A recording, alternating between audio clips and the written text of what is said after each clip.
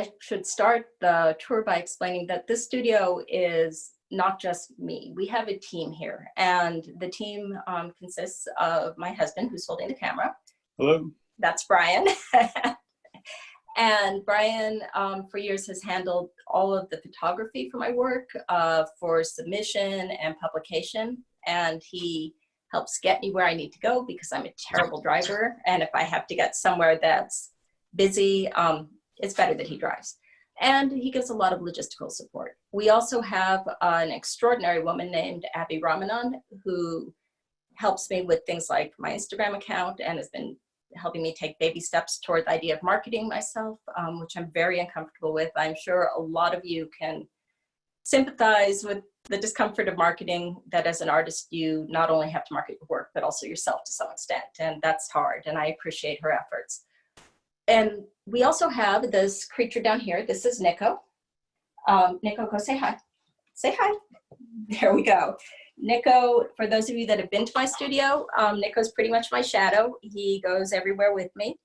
And he knows the cycles of my studio extremely well, when the day should start, when it should end, what the overarching cycles are, and he does a really good job of keeping me on track. We are currently in the business office of my studio. So if you want to scan, it's not very exciting, but this is where I do paperwork, bills, and all of that. We have, we use a few rooms in the house for photographs, and we happen to have the white sheet up on this, so it seemed like a good place to start the tour and hang some pieces and introduce myself. So I'm Molly McLaughlin. I'm a fiber artist, and I use weaving and dyeing as my primary techniques.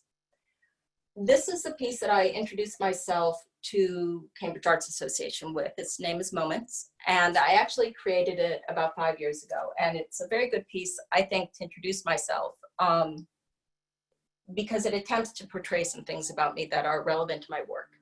I have attention deficit disorder and a couple co-processing glitches. And what that means for me is that my experience of timelines tends to be a little fragmented. I get distracted by a variety of things. And when I'm distracted and in that moment, I am probably the most observant person you will ever meet. But for everything else around that distraction, I'm possibly the most unaware and unobservant person you will meet. So for me, often, unless I'm making a huge effort to stay present and in focus, that often means that my experience of events goes from moment to moment, and it's somewhat fragmented. When I designed this piece, I was in a hotel room outside of Chicago at the tail end of a very large fiber conference, and a lot was going on. I had a piece in the show, and I was participating in workshops, and I was sketching in my room at night, trying to unwind and trying to sort of integrate my experiences. And I designed a piece that was an attempt to convey and communicate how I experienced moving through the motions of the conference, the spaces of the conference, and the experiences. And while the piece is fragmented, it's also continuous because I'm the single vantage point moving through that. Now, when I finished the design that resonated with me for communicating that, what I realized is I had come up with a sort of kaleidoscopic design, which is actually fairly accurate for the way I perceive a lot of events and timelines. My work is in large part about trying to find ways to communicate and convey the essence of things that distract me. I'm continually trying to understand what it is and why it happens. My current work, the most current work, came about due to the pandemic. When the pandemic had started, I had actually started a completely different series called The Layers, based on Stanley Kunitz's poem.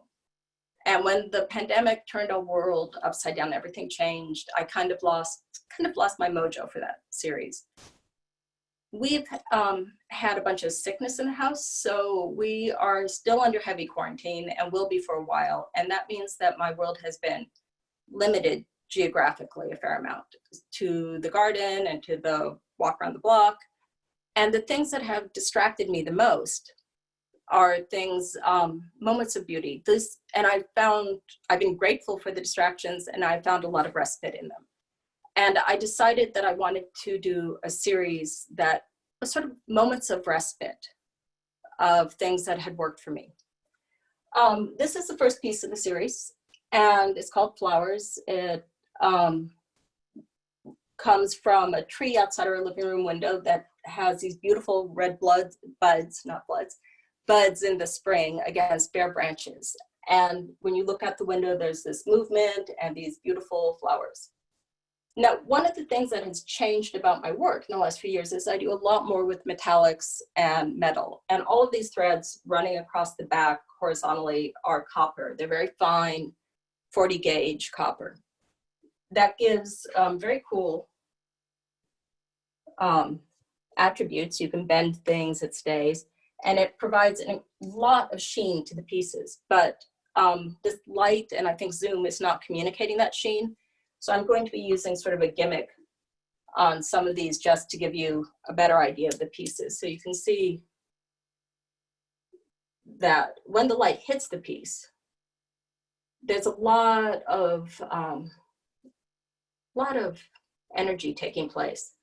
When I first hung the piece, when a piece comes off the loom, it's not done. You have to figure out the best way to present it to keep communicating what you want. And when I first sewed the backing on it and hung it, because I wanted a simple presentation, it just hung flat and it was very static.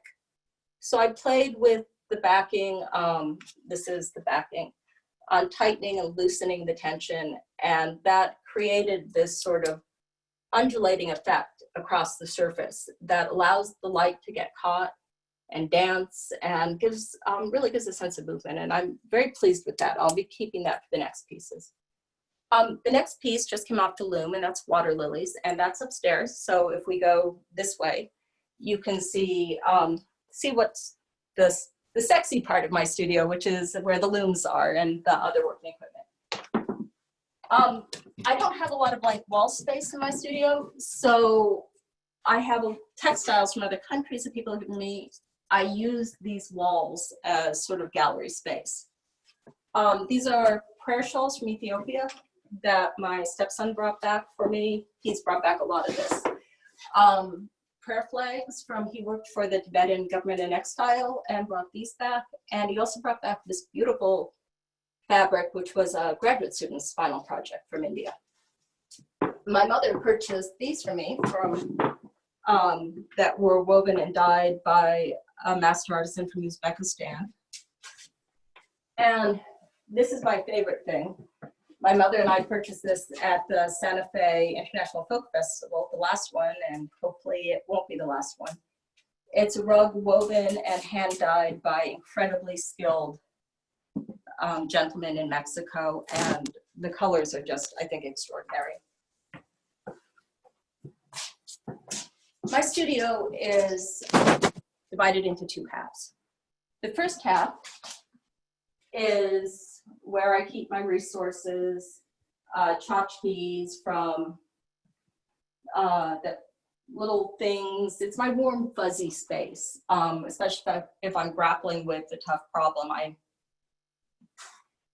I need a space that I can sort of settle in, and this sort of corner is my nook. This is a loom. This is a tiny little loom.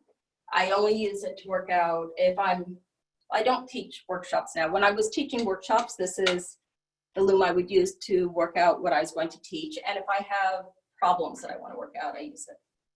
Oh, and the series I had started, the layers, this was the first piece in it, the one that I set aside. I'm keeping this and another piece on hand where I can see them so that it will remind me to come back to it. And again, you can see all the metallics that have been worked in. This is that copper fiber. And it's just wonderful stuff.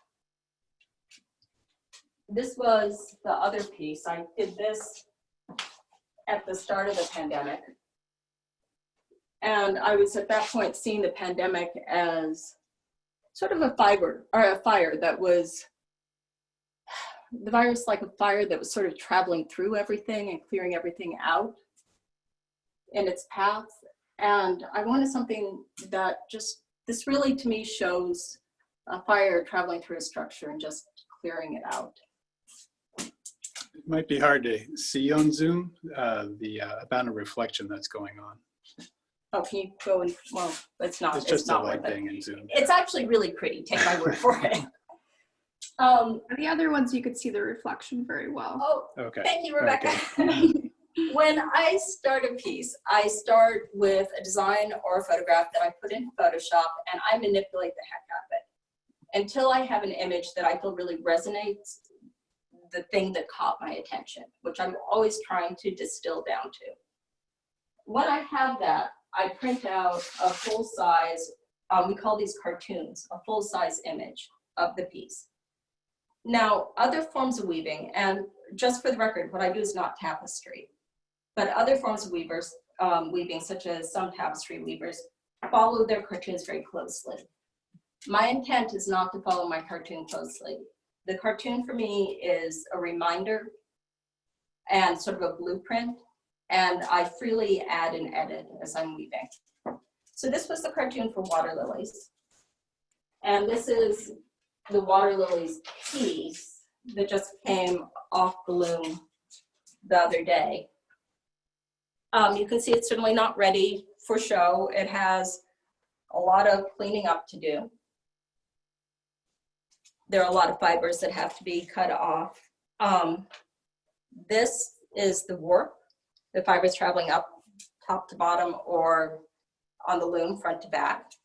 They'll be cut off, it'll be turned over, backing will get pulled on. And I don't know if you can see the sheen from the metal, the same as the flowers. We're having weird lighting up here, but here. It also has the same really nice light effects going on. So when I frame it, it will have some rippling just so that I can keep that sense of movement of light bouncing around. The other thing that I start with, oh, and by the way, I cleaned this work table up for you. It did not look like this yesterday. The other thing I start with is very, very fine thread. This is silk, I get it, you know, cones, it's about hair thickness.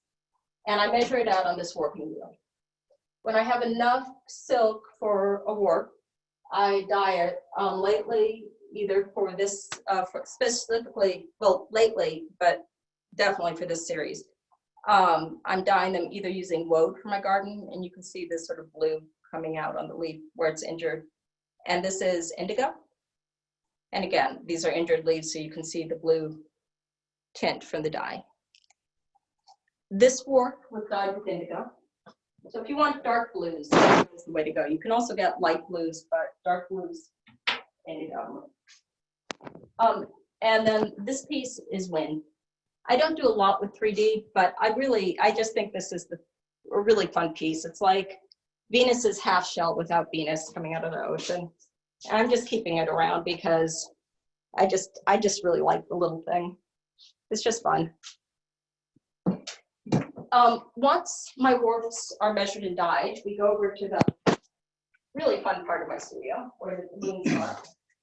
Oh, I should also mention, I had the studio designed specifically for weaving.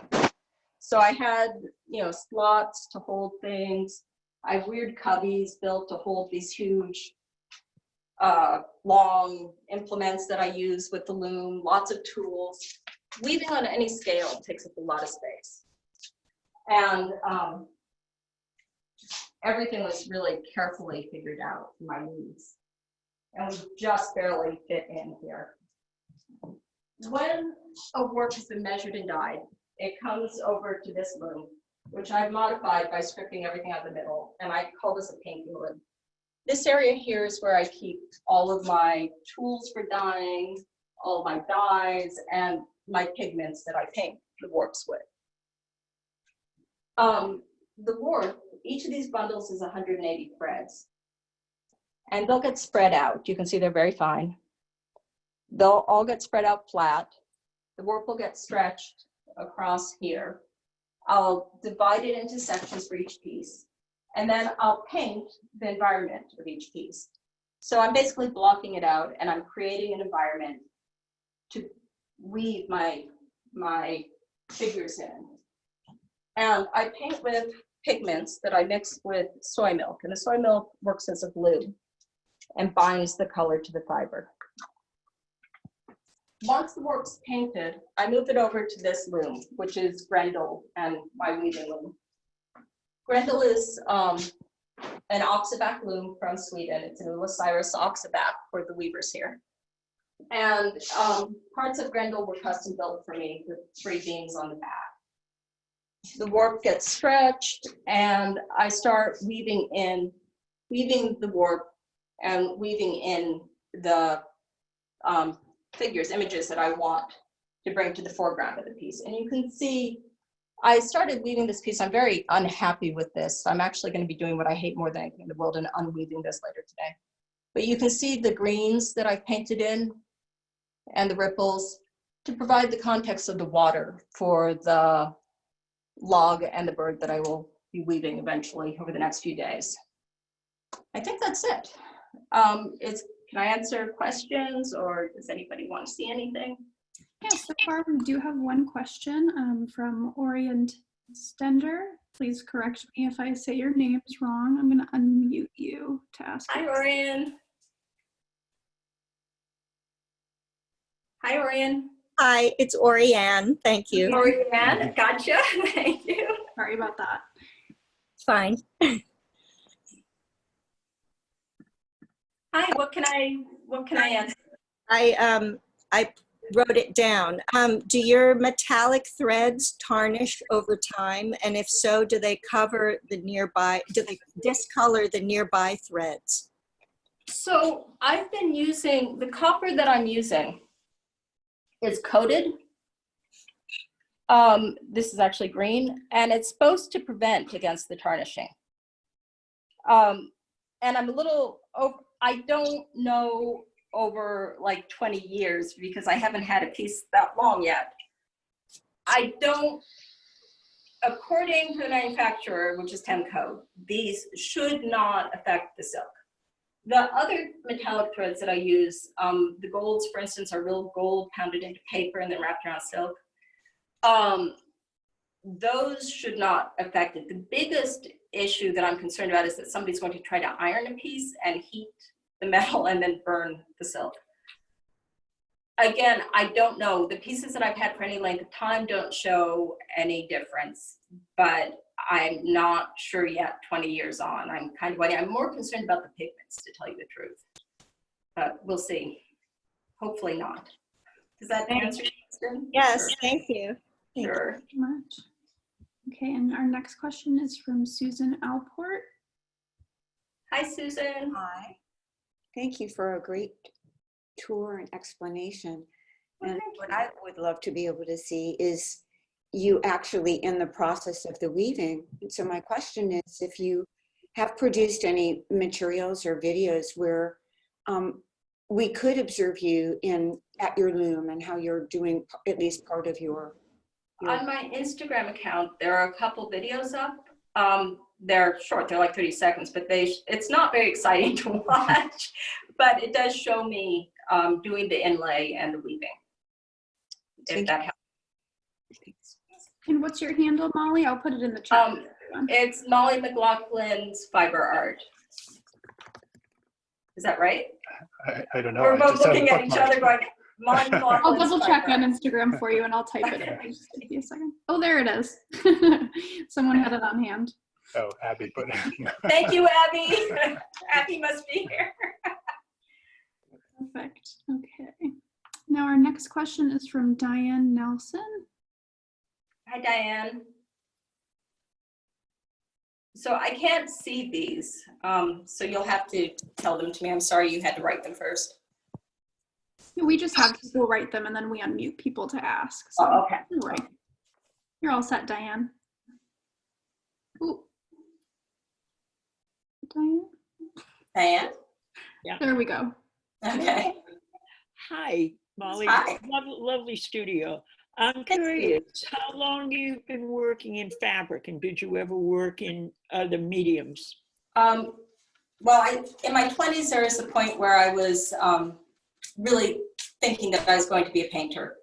and I discovered that my talent was middling and my passion was not enough. So I went back to school. In my 30s, so in my 30s, I walked into this warehouse store, fiber store, and I saw these shelves and rows of incredible cones of different colors of fiber, and I fell in love. I've been weaving almost 30 years, and so a fairly long time, and I've worked very hard to get to a point where I could actually begin to integrate the painting parts Yes. and the weaving parts. Yeah, works Does that- nicely.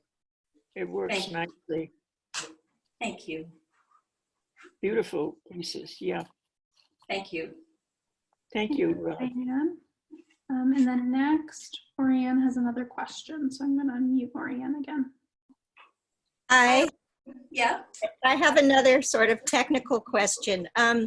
The soy milk as binder, is that something you discovered on your own? And do you have to heat set it? I mean, how does it, tell me more. If you Well, that's actually, I learned from John Marshall, who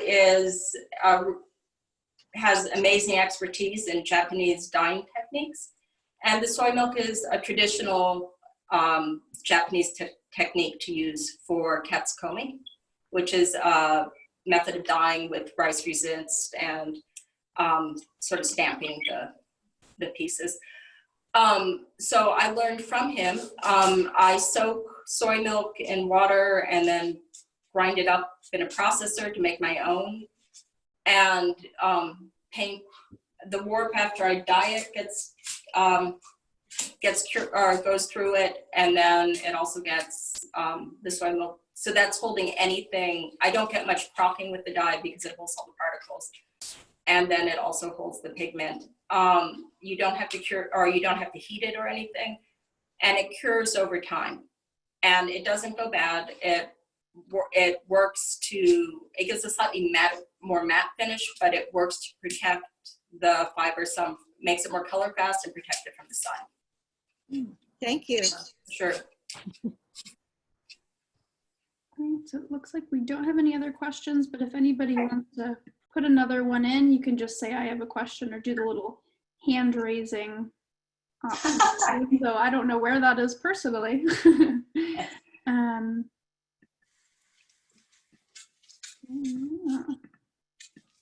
Okay.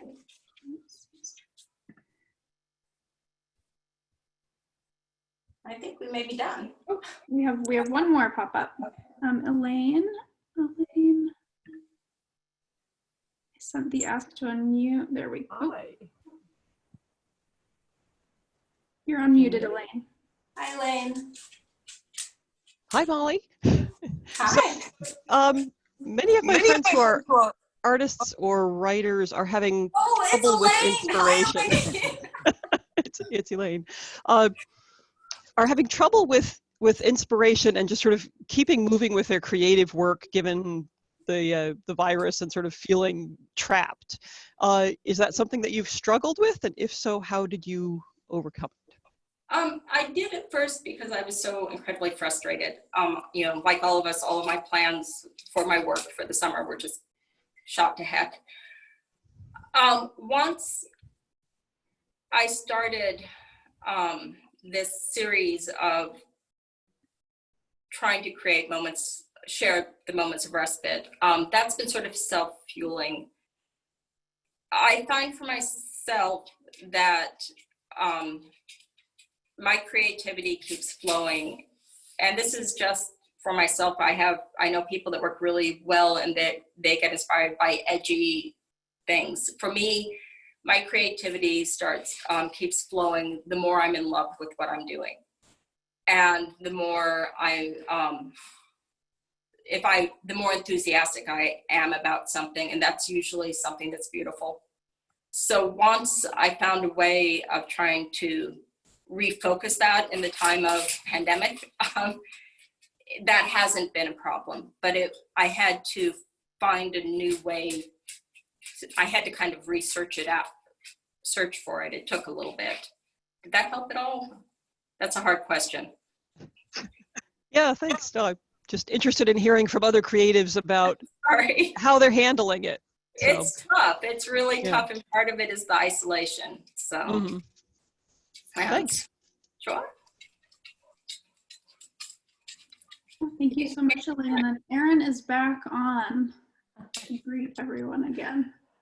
So hi, everybody. I'm Erin Becker. I'm the director of the Cambridge Art Association, and I usually host these events, but I appreciate that Rebecca stepped in because my internet decided to stop working at 12:30. So Thank you, Rebecca, by the way. Thank you very much. Just a reminder that this event was recorded. It will post on our YouTube channel probably tomorrow, so you can watch this all over again. What I was able to see, Molly, was amazing. Your studio space is beautiful. I confess that I know nothing about weaving any sort of fabric, but I think the process is very inspiring, and I will be looking at your Instagram again to see some of your process videos. We are planning future studio visits in the virtual world. We don't have any on the schedule just yet. But please, keep an eye on our social media channels and our emails about upcoming visits. And right now, I'm just going to unmute everyone. Thank you all for coming today, and unmute everyone to thank Molly. Thank you so much, Molly. Thank you, Molly. That was a lot of fun. Thank you. Thank you, Molly. Thank you so much. Your work is beautiful. Oh, sorry. Thank you, Molly. And thank you to Molly's cameraman, who did an amazing job. He's our first cameraman on a virtual studio visit.